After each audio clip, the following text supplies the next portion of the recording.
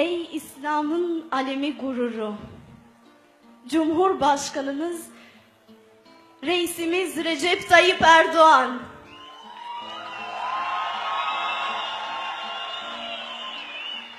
Ben de sizin gibi bir İmam Hatipliyim. Sizlere sevgi dolu İşkoldra İmam Hatip Lisemizden selamlar getirdik. Yemin olun ki Arnavutluk'ta sizi çok seven ve çok dua eden insanlar vardır. Yine hoş geldiniz, sefalar getirdiniz.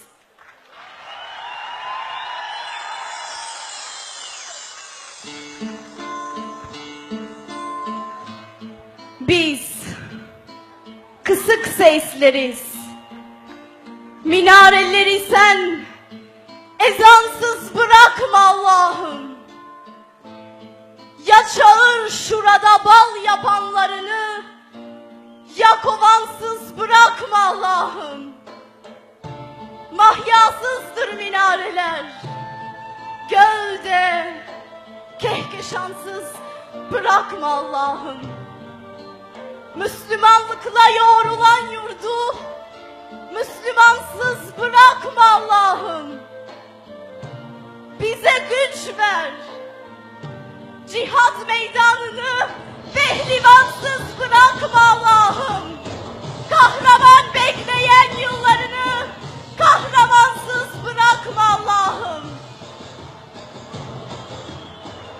Bilelim hasma karşı koymasını, bizi cansız bırakma Allah'ım. Ya dağıt kimsesiz kalan sürünü, ya çobansız bırakma Allah'ım. Bizi sen sevgisiz, susuz, havasız ve vatansız bırakma Allah'ım. Müslümanlıkla yoğrulan yurdu Müslümansız bırakma Allah'ım. Çok teşekkür ederim.